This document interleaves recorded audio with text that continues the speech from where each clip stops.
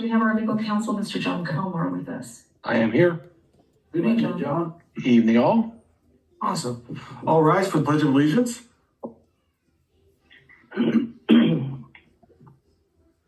Ready? Begin. I pledge allegiance to the flag of the United States of America, and to the republic for which it stands, one nation, under God, indivisible, with liberty and justice for all. And justice for all. Can I get a motion to, actually, apologize. Is there any changes to the agenda? No, Mr. President. Okay, can I get a motion to approve the agenda? So moved. Motion made by Director Wood. Do I have a second? Second. Second by Director Glennon. Can I get a roll call vote, please? Yes, sir. Director Greg Wood, Yes. Director Byron Glennon, Yes. Vice President Gregory Washington, Yes. President Ben Stewart. Yes. Motion passes 4-0.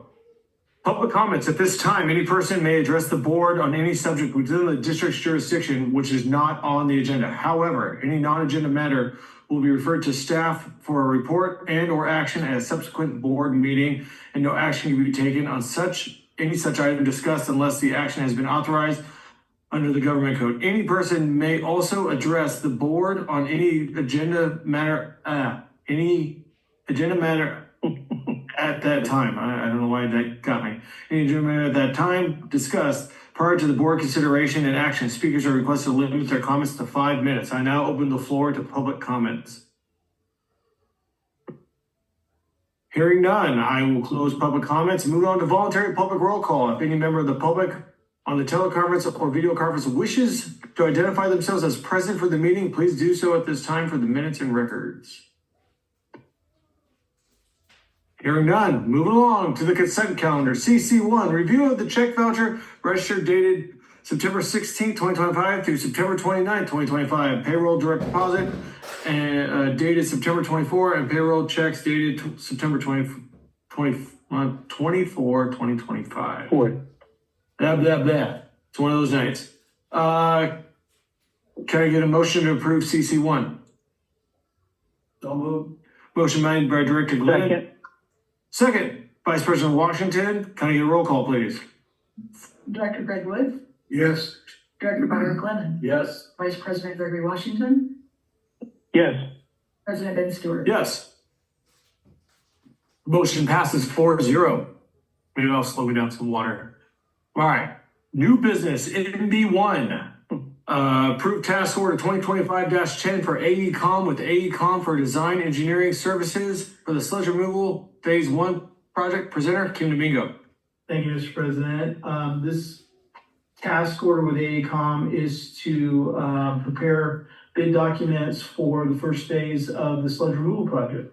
I actually included a figure for you to see what the intent was, and that is for the eastern 8 ponds, which have kind of minimal sludge in them right now, for that sludge to be characterized at depth, and then to identify an elevation in which to remove the material. The task order includes the consultants that are going to be not just AECom for design, but the geotech consultant, the testing lab that's going to help us characterize the sludge depth, and then some survey as well. The total task order is for a lump sum fee not to exceed $37,523. Staff recommends approval. Discussion. Do we have a guesstimate on the cubic yards that's going to be removed for this project? No, I don't have on the cubic yards. Actually, I could not calculate that, but I do have an estimate of the total weight, which is the units that will be used to actually price hauling it off. Okay, So, but I can get that information to you if you're interested. I'd like to know just how much material we're actually moving out of there. Okay, I'll report on that next month. Okay, thank you. All right, any other discussion? Can I get a motion to approve MB1 as stated? So moved. Motion made by Director Wood. Do I have a second? Second by Director Glidden. Caught myself. Roll call, please. Director Greg Wood, Yes, Director Byron Glennon, Yes. Vice President Gregory Washington, Yes. President Ed Stewart, Yes, motion passes 4-0. MB2, adopt resolution 2025-15, authorizing documents and official actions relating to to the installment sale financing of wastewater system improvements. Presenter Kim Domingo. Thank you, Mr. President. This item is related to the action you just took on the sludge removal project. This is the financing related to that particular project as directed by the board to pursue. I would at this time just note that and introduce Mr. Jeffrey Land with Oppenheimer that was here in case the board has any questions on the documents that you're considering tonight. But in essence, to summarize, what you're approving is a resolution that authorizes the documents, which include an installment sale agreement, and then there's another. What's the second document, Jeffrey? I'm sorry. The assignment letter. Yes, assignment. These documents are very similar to the financing that was done for the wastewater plant expansion. So very similar. In fact, it was basically the same team that did the outreach, that did the RFP to reach out to the banks. That was one of Jeffrey's roles. And then, so it's kind of bringing the band back together and doing another effort. This is very similar to that last action. So if there are any specific questions, Mr. Lamb can absolutely answer those, but happy to open that up for the board to entertain. Discussion? yeah, I've got question as far as the amount, I'm not questioning the 10,133,000. But the loan servicing of 1,217,949. Now, just a guesstimate off the top of my head with 5,000 connections, that would come out to about $20, about $20 per connection per month. Next. And so I want to know where we're at as far as, absorbing this cost, and because $20 a month on our customers, that's a pretty substantial hit. And I just want to know out of that 1.2, almost 1.3 million, are we looking at how much of that cost is going to be passed on to our ratepayers, just an approximate, monthly fee?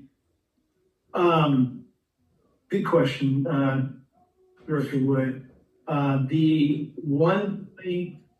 roughly 1.2 million for the debt service. You're right, that's what it turns out to be. If you recall, in our previous discussions about your alternatives for this endeavor, we're under a board ordinance. We had an opportunity to go another route, which you did your due diligence and we didn't go that route. So the alternative that we have left is having to remove it. Well, we did talk about, I don't remember if it was in finance or if it was in the wastewater, but I know we did talk about that the projected outline is that we have money in reserves, we do have revenue coming in. So I know that our ratepayers aren't going to have to cover be hit with a $20 a month rate increase on this alone. I was just wondering, but there is gonna be some kind of an impact on the rates. So is it gonna be $5 a month, $8 a month? That's what I'm kind of trying to find out as to. And again, that's a really good question and really, and a concern, that the board should consider. And also one that I have a concern about. We're getting ready to do a rate study.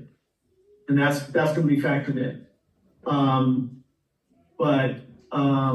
So to answer the question about, will the ratepayers, have to pay this back? Absolutely. Yes, Yeah, they're gonna pay this back, whether it comes from direct monthly rates due to a rate increase, all of it done via that vehicle, or if it's gonna be taken from reserves. That strategy hasn't been fully fleshed out because the rate study, I think, will inform that. Does that make sense?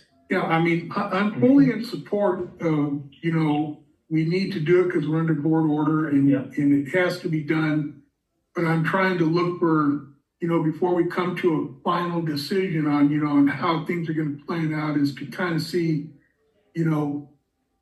the impact on our ratepayers to make it is the least amount possible that's gonna be for the ratepayers. And, I know that if we,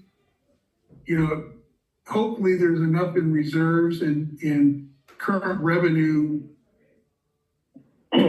some of this, because I believe that a $20 hit per month, it's gonna be really tough for a lot of people to be able to handle.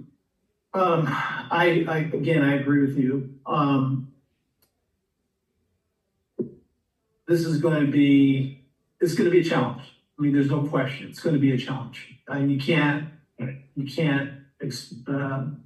easily say that, this kind of an endeavor is not gonna affect the ratepayers positively, right? Right.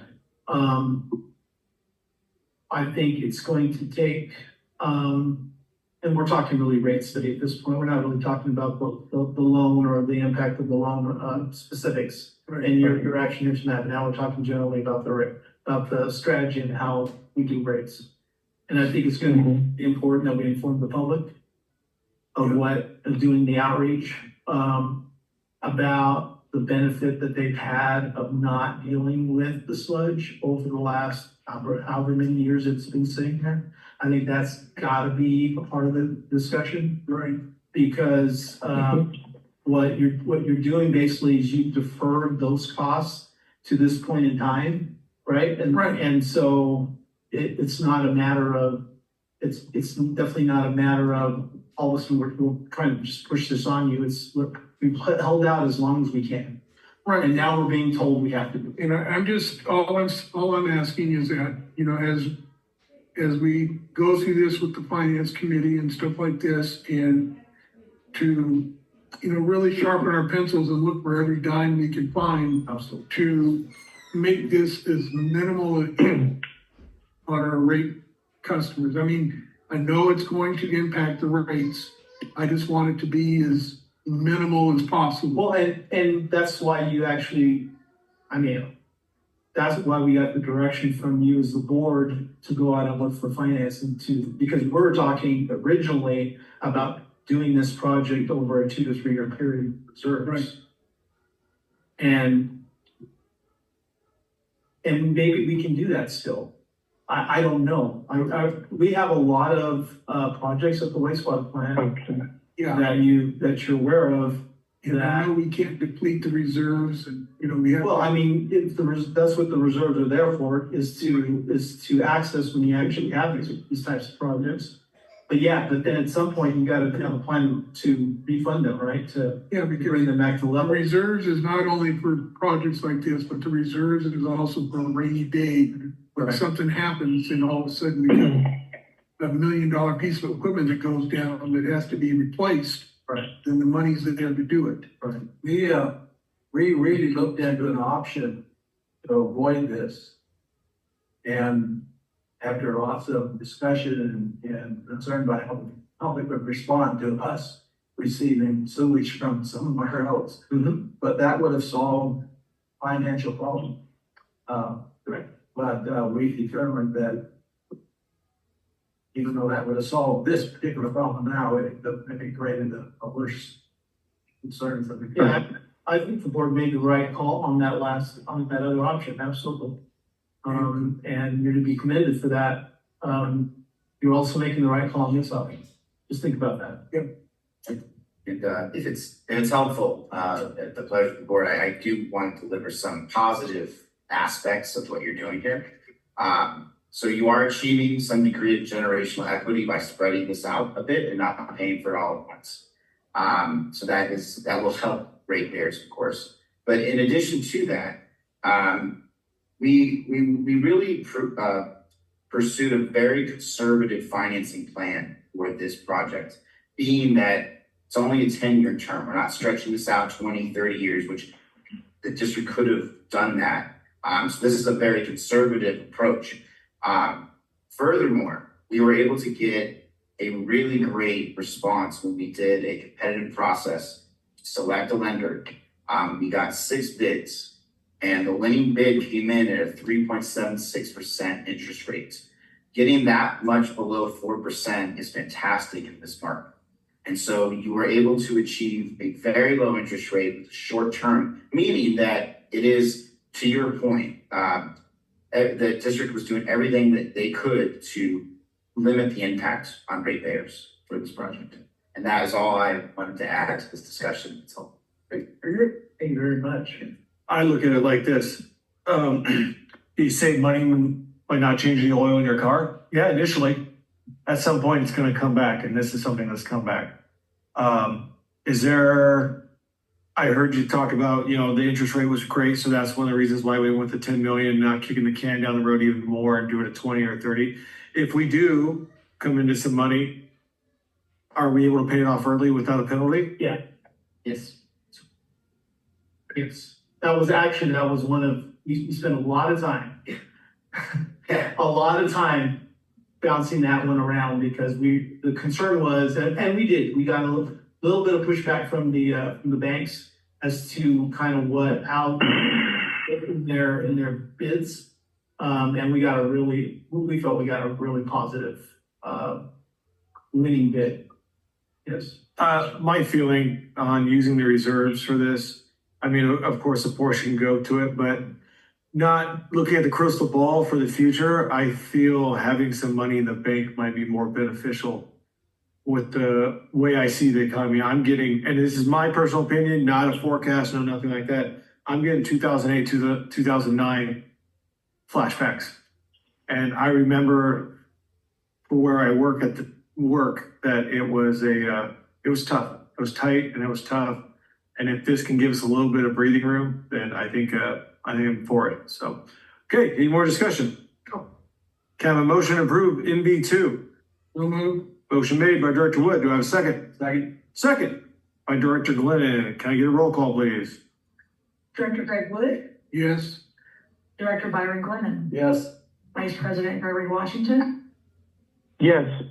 President Ben Stewart. Yes. Motion passes 4-0. MB3, November 26, 2025 and December 24th, 2025, holiday meeting cancellations. Presenter, Kim Domingo. Thank you, Mr. President. Jeff, thank you. Thanks, Jim. Historically, the fourth Wednesday in November and the fourth Wednesday in December are usual meetings during the holiday week. They happen to be exactly that again. And historically, the board has canceled those meetings, and so all we're doing is asking for what the board has done historically. Discussion. All right. And if, just for clarification, if there's something that does come up pertinent at that time, we can do a special board meeting. Always have the option of doing specials and emergencies. Okay, appreciate it. Do I have a motion to approve MB3? So move.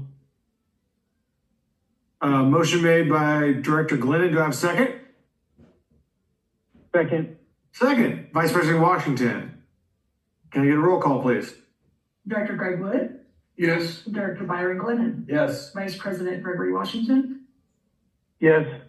President Ben Stewart. Yes, motion passes 4-0. NB4, authorize closure of the district office from December 24th to January 1st. Presenter Kim Domingo. Thank you, Mr. President. This is also which has been a recent tradition, is the closure between the Christmas holiday, to the New Year holiday. And that's been done during my tenure here so far. And so all we're doing is asking for what's been done the past couple of years. Again, clarification on this, there will be somebody with a duty or standby phone that's able to respond at all times. Yes. I know Ryan does not sleep. He keeps a watchful eye on the treatment plant, which we much appreciate. So if there's any discussion, can I get a motion to approve NB4? We'll move. Motion made by Director Glennon. Do I have a second? Second. Second, Vice President Washington. Can I get a roll call, please? Director Greg Wood, Yes. Director Byron Glennon, Yes. Vice President Gregory Washington, Yes. President Ben Stewart. Yes, motion passes 4-0. Director reports, comments, and future agenda items. Vice President Washington, do you have anything? Yeah, I do. Thank you, Mr. President. Just a quick update from our Water Committee. Last week, I attended the Department of Water Resources kickoff meeting for the SB 1157 Benefits and Impacts Working Group. For those that don't know, Senate Bill 1157 established urban water use objectives, modifying standards for indoor residential water use. This kickoff meeting provided an overview of what SB 1157 requirements are and ways and solutions to meet those conservation goals. The meeting was a long 3 hours with a whole hour dedicated to just introductions, but got off to a good start and there was a lot of good people involved. So that's all I have. Thank you. Director Wood. I would just like to have a couple of agenda items. One, I would like to have for discussion on looking into the possibility of getting a fleet consultant to monitor our fleet and maintenance and see where we stand on it, see where we can improve, to keep a good check on our vehicles and equipment that's being used every day. And another thing that I would like to ask our attorney, this is just a shot in the dark here, John, but to look at the possibility that we know that we have the sewer funds and the water funds, but since the sewer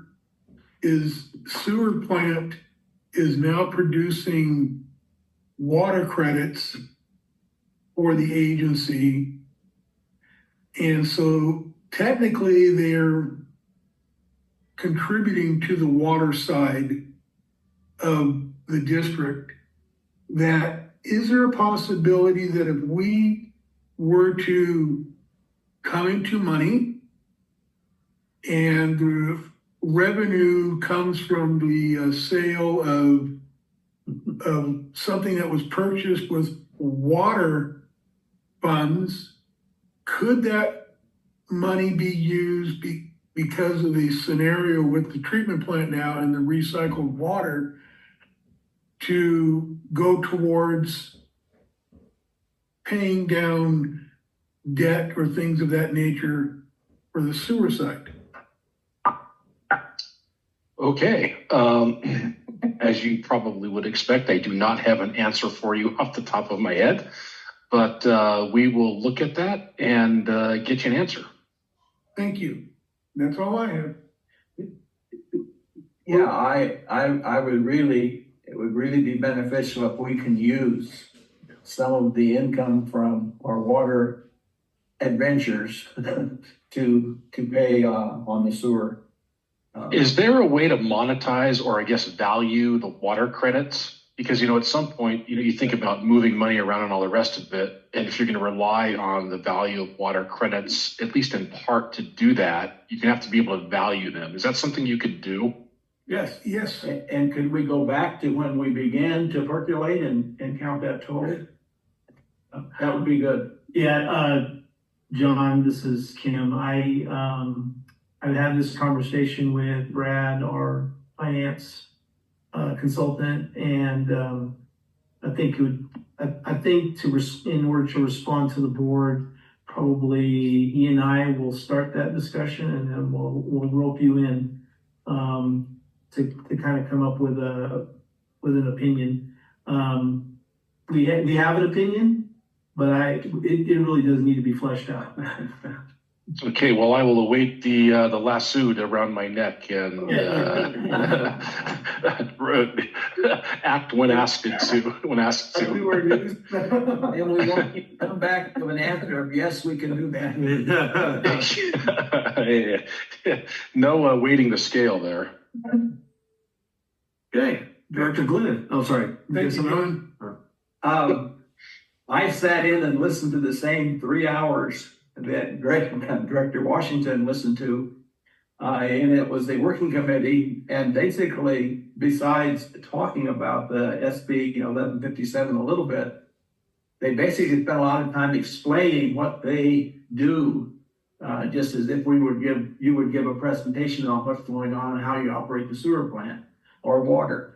And it was really interesting to listen to all of them, but it's the first meeting, and it was a working committee, and I think they were basically introducing each other, and so everybody can understand where each one of them was coming from.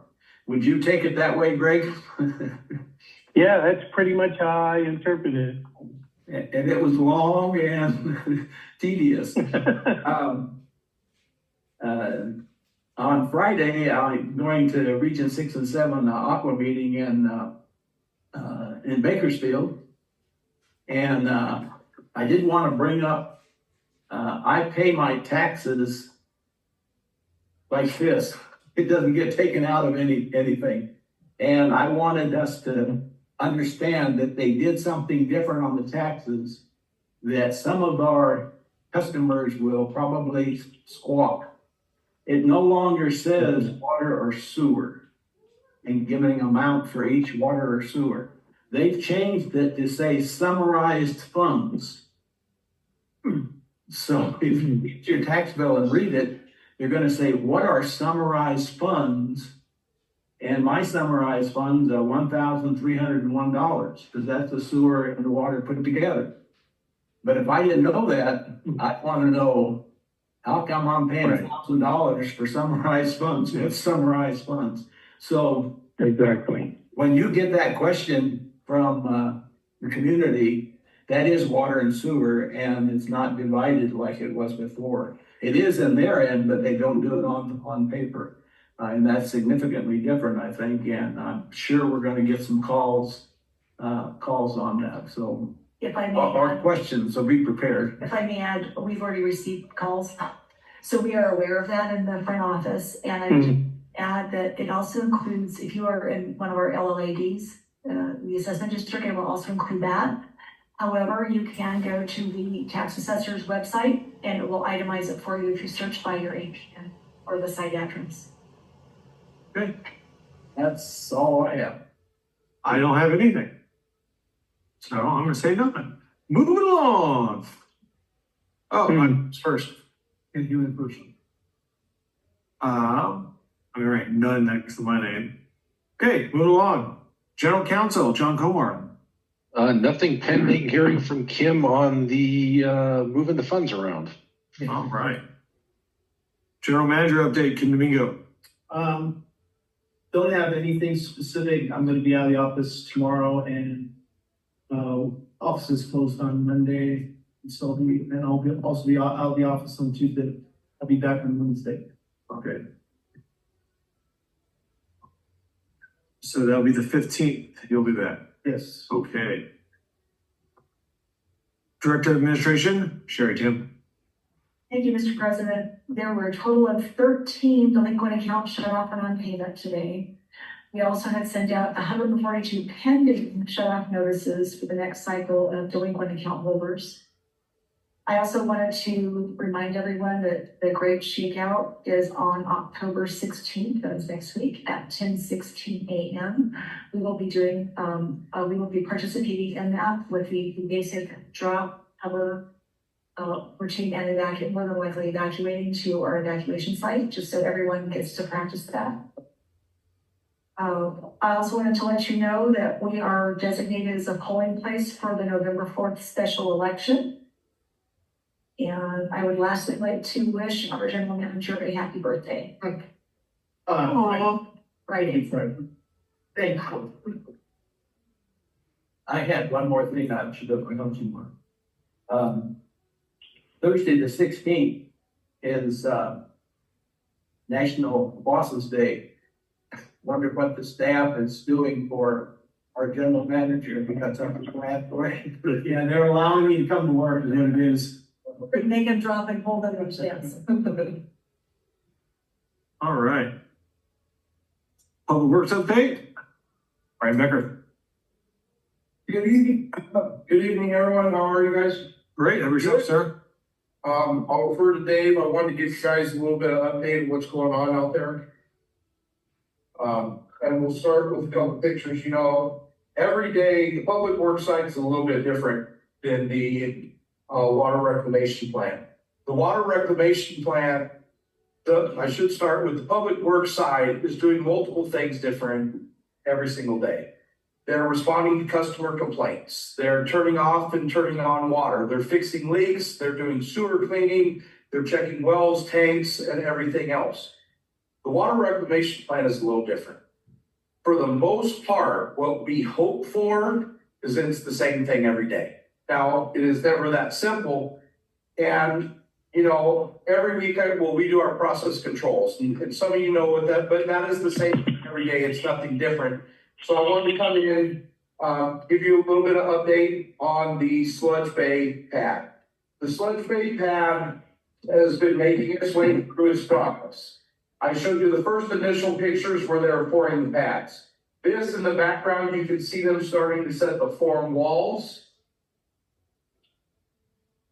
Here's the sludge bay is built in a way for future when we have a piece of equipment that will dry the sludge more adequately and make it easier to handle. It'll be dumped into the side of the bay where those walls are higher. What that is for is to try to save us money in the long run of having the guys over the weekend stay extra hours moving the sludge. It will hold it over the weekend to where it can all be moved on Monday. So that's the corner where you see the walls are going to be up higher. That wall's about 9 foot. The rest of the walls around it are all about 5 foot. Next one. They used, it's been a week, I apologize. Concrete pump? It's metal walls. It's metal forms that they put together, tied together to hold everything together. Next slide. Here's them pumping. They use a big pump truck. And we start this at 4:30 in the morning. After truck arrives, dispenses into a pumping truck, and that's how they pump it into the walls. Here's a close-up video. Like I said before, the gentlemen that do this type of work, it's a rough living. Yep. And just a video of it. You can see 2 trucks at a time dispensing into the pumper truck. You can see a truck leaving. They're getting ready to go over and wash out. What they do is, and they have 2 guys that go down those forms before they pour concrete, and they have stabilizers to make sure the rebar is equal throughout all the walls. They pour all the wall sections in 2 separate pourings, 2 separate days. And here's what it looks like about a week and a half later, after all the forms have been pulled from it. What they went through after is, some of the metal brackets that held the metal forms together. They're cutting those all out, skim coating all those, patching any little small holes from the devices that hold the forms together. Next one. Just another video of it. So you can see where, at a later date in the future, we have an item for the sludge will be positioned over in that corner. It's got a commercial drain in the front and it slopes both front to back. And that any runoff that's collected from it is, back to front. And front to back, the first little 4 feet goes in. So yes, and all that goes back to our networks. Next slide. Okay, before we move on, these guys out there have done a tremendous job and they came prepared and they're doing an excellent job. This is one of the bigger things that's going to be coming in the future. That's a bio barge. That bio barge was from 2019 plant design. As you guys know, our Parks and Biolec has sleeves that have to be replaced and maintained. Every 7 to 10 years has to have a complete rebuild.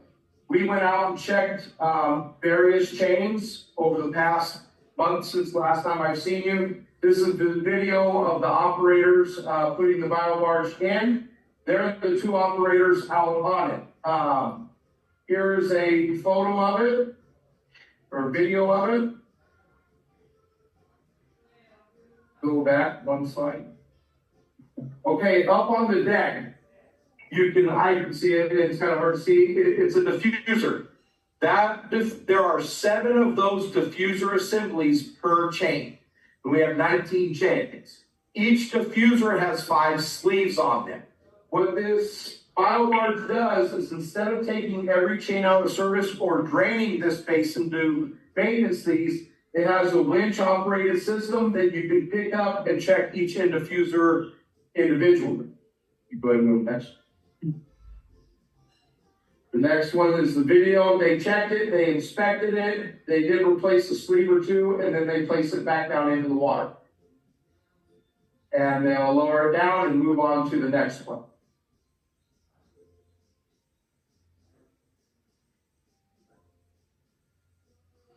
Go ahead and go to the next slide.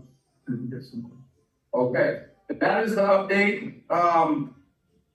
I can come in here and tell you we read meters, we took process controls, ran MLS 30-minute. That stuff's a daily thing. This is a major maintenance item, and we'll be preparing majorly for that the next few years to come. And I have one more chart I'd like to show you guys, and it kind of leads back into what you guys were talking about earlier about the acre feet split into the years. Very shoots. Some shoots.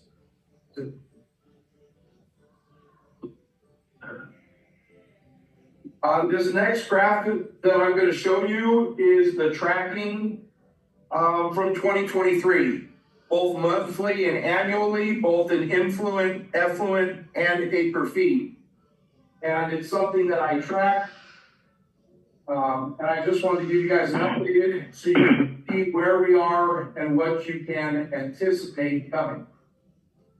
So as you zoom in to the left, you see the years. You see the influent billion gallon, the percent loss, the effluent, and the acre feet. So we won't go through every single one, obviously, but you can see for January, February, March, and so on. Take January, you have 35 million gallons that came into the plant. 34 million gallons was treated and discharged out to the percolation ponds, equaling 105 acre feet. It's about a 2% loss between the two. That's due to evaporation, wasting, taking the plant out of operation for something, many different things. Same thing for 24-25. Where it gets interesting is if you scroll to the right side of the chart. The right side of the chart, you can see the yearly totals. For 2023, we had 383 billion gallons come in. For 2024, we had 390 million. Okay, The effluent is the blue. So in 2023, we discharged 375 million, which translated into 1,156 acre feet. In the green, with our 10% credit from loss from Water Master, that is a credit of 1,036 acre feet. For 2024, same thing. We are right in the ballpark. We're at about 1,043 acre feet with the 10% credit. That's the number I focus on because that's what we get credit for. Projecting out, you can see that we are going to be close to the same ballpark.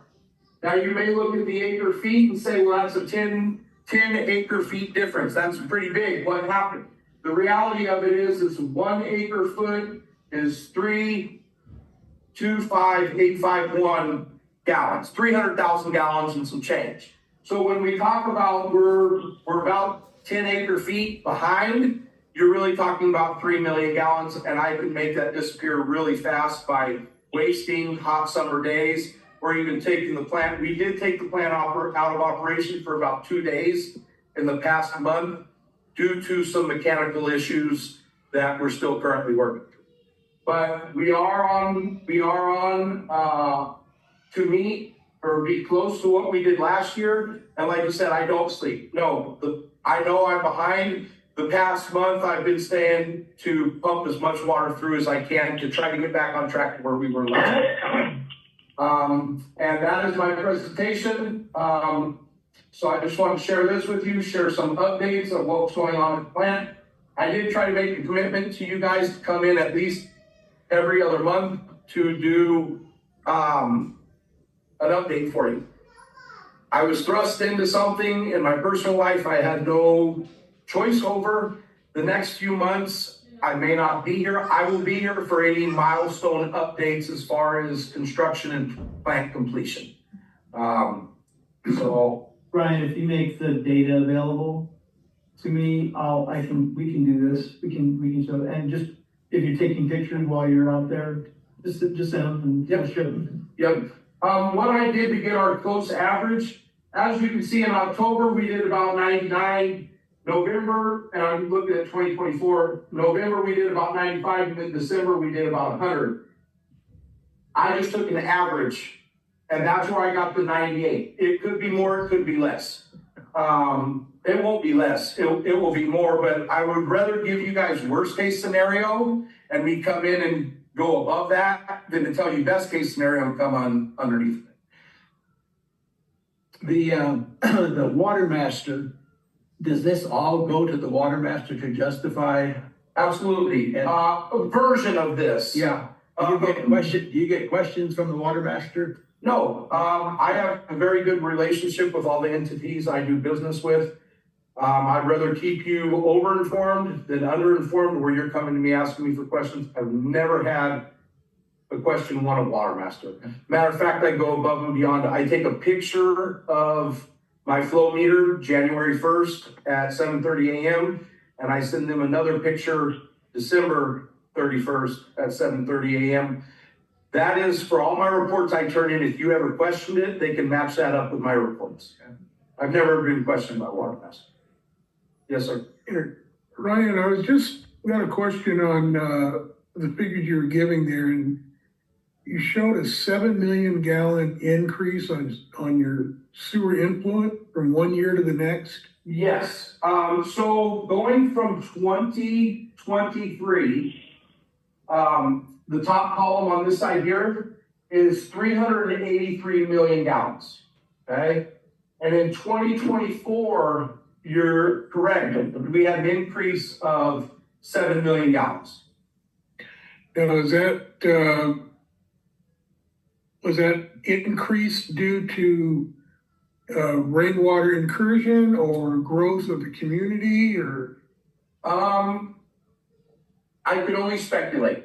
Yeah, on a daily basis, that's about a little over 19,000 gallons a day. Okay. Yeah, and I can only speculate. We've been working with the county.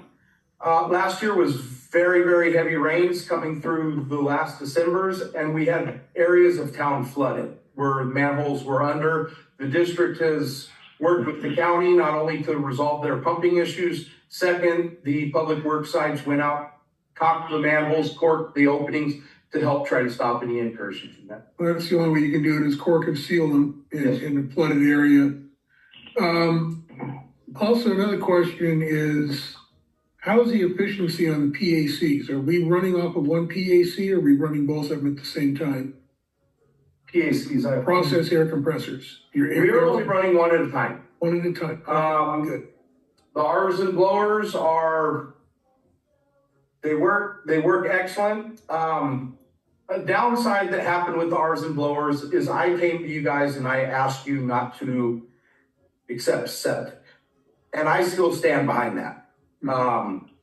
However, when I did that, I did not look at the big picture to recognize that that would reduce our amount of BOD coming into the plant. Due to that, the blowers had to be choked, if you will,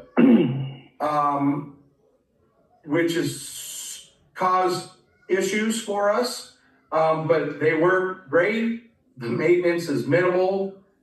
Keep the room clean, change the filters on them, and let them run. And what nitrate levels are we running in the plant right now on a daily basis? Total nitrogen, we're less than 3. Wow. I'll give results to Kim, and Kim can share those. Ammonia today was less than, our minimum detection limit's a 2, it's less than that.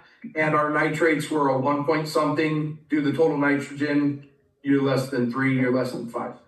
That's amazing. We are having a problem with oil and grease. I'm gonna expand a little bit on that, Director Wood. Our limit is 10. Right. Yeah. When it hits 4 to 5, Ryan's coming in the office trying to figure it out. Well, I mean, to me, if you would have said our nitrogen levels were at 7 or 8, that would have been great. But to hear that they're down around 3 and 4, it's like, that's amazing. I would resign. We wouldn't let him, by the way. You're going to see me come in and be pulling my hair out. I became accustomed to this plant. Total nitrogen should never be up above a 4 for our plant. Well, you know what, Ryan? What I know about the process, and for you to come in here and have your total nitrogen at those levels, you're a magician. You're doing a great job. It's the plant that you guys, here's the truth. You guys decided with a process back in 2012, and we just expanded on it. And it works. I have everybody there's no way you have that. Not a problem. I'll send you my results from the lab. You have the plant, but I also know that it's the operator tweaking everything all the time to get those readings. Absolutely. Because you just don't turn the plant on and forget about it. It's what you're doing by constantly tweaking and adjusting that you've been able to achieve those numbers, and that is fantastic. Hats off to you. I appreciate that, and don't forget my staff. I couldn't do it without them. And one of these days, I will have all 3 of them come in. I know that you haven't been able to meet all of them, but I believe you put a good staff underneath you. It makes you look good, and that's what I have. And so I appreciate all you guys', just thank you guys. Appreciate you. Thank you. Okay. I think that's it. I had a comment. Somebody has something good for the meeting. Anybody? I had a comment. Yes. Back to Ryan Becker. Thanks for the detailed update. Not only am I updated, but I'm educated when you give updates. So appreciate that. But I want to go over to the public works side. Just had a question out of curiosity. 18 underground service alerts in a month. What's being dug around there? Is this like pulling trees near the pipeline, or what's going on with 18 dig alerts? I can probably respond to that. Vice President Washington. We get a lot of USAs ahead of, for example, ahead of a survey that for Okay. plan development, kind of a utility search. So we get a lot of that as well. So it's not necessarily someone that's like ready to dig. It's usually many of the times it's a utility search. Okay, gotcha. That makes sense. It does come Right. from homeowners too. Yeah, that's true. So Okay, great. Thank you. Welcome. all right. If there's nothing else for the good of the meeting, we're adjourned at 6:51. Thank you.